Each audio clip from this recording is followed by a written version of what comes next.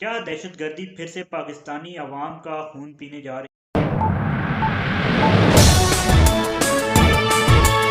अस्सलाम वालेकुम नाज़रीन, मैं हूं आपके साथ राजा अमताल चौहान और आप मेरे साथ मेरे यूट्यूब चैनल पर मौजूद हैं। नाज़रीन, आज जिस टॉपिक पे हम बात करने लगे हैं, कल जो परसों जो फौजियों पर होने वाला हमला है उसके हवाले से हम बात करेंगे कि वो फौज हमारे 23 जवान फौजी शहीद हुए। आज तक क्या ऐसा हमला फौजियों पे नहीं किया गया और इस तरह का हमला फौजियों पे इससे पहले ना कभी किया गया है और ना कभी सुनने में आया है।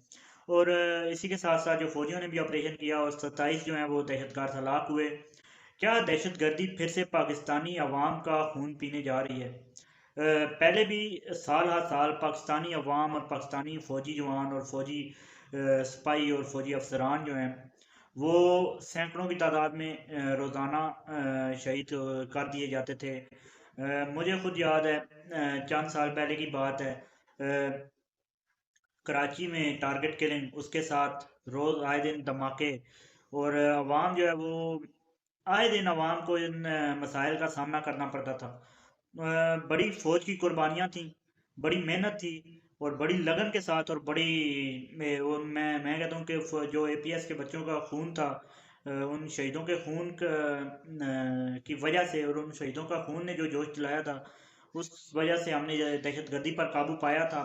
दोबारा से इतनी बड़ी तादाद में दहशतगर्द किस तरह से हमारे मुल्क में दाखिल हो रहे हैं और किस तरह से हमारे मुल्क के अंदर ये दोबारा से अपनी जड़ें बिठाते जा रहे हैं और अपनी दोबारा से अपना तमाम तर अपना सेटअप जो है वो शुरू कर रहे हैं। तो बड़ा एक अफसोसनाक है कि हमारे जवान फौजी जवान जो गरीब का बच्चा होता है वो बड़ी मुश्किलों से फ़ौज में भर्ती होता है और उसके बाद जब वो पाकिस्तानी फ़ौजी जवान मेरे ख्याल से दुनिया में किसी भी फ़ौज से ज़्यादा शहीद होते हैं। और पाकिस्तानी अफसरान भी काफ़ी ज़्यादा तादाद में शहीद होते हैं। पिछले दिनों में एक कर्नल जो हैं वो शहीद कर दिए गए थे।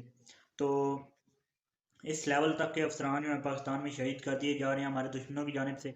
अब हमें बॉर्डर सिक्योरिटी और इन जो हमारे मामलात हैं वो मज़ीद बेहतर करने होंगे ताकि इन कीमती जानों को बचाया जा सके।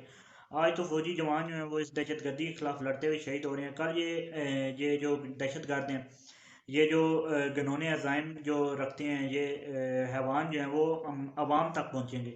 आज ये लोग अगर महदूद हैं अपने फौज तक, अगर फौज इन्हें रोकने की कोशिश कर रही है, कल को अगर इनकी तादाद बढ़ गई तो ये दोबारा से अवाम तक पहुंचेंगे और फिर हमारे सिक्योरिटी इदारों के लिए भी बहुत मुश्किल हो जाएगा इनको रोकना। जैसे पहले बड़ी मेहनत और बड़ी मुश्किल के बाद मैं कहता हूँ दुनिया में वाहिद फौज है जिसने इस तरह से काबू पाया है। दुनिया की कोई फौज, चाहे वो अमेरिका की फौज हो, भारत की हो, चीन की हो, कोई भी फौज मैं कहता हूँ कि इस तरह से काबू नहीं पा सकती दहशतगर्दी पे जिस तरह से हमारी फौज ने काबू पाया था।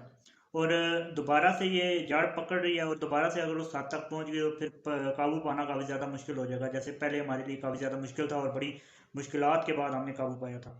इसी पैगाम के साथ इस वीडियो का अख्ताम करते हैं। हमारे चैनल को सब्सक्राइब कर दें, वीडियो को लाइक और शेयर करें, कमेंट भी करें। अब तक के लिए इतने मुझे दीजिए इजाज़त। अल्लाह हाफ़िज़।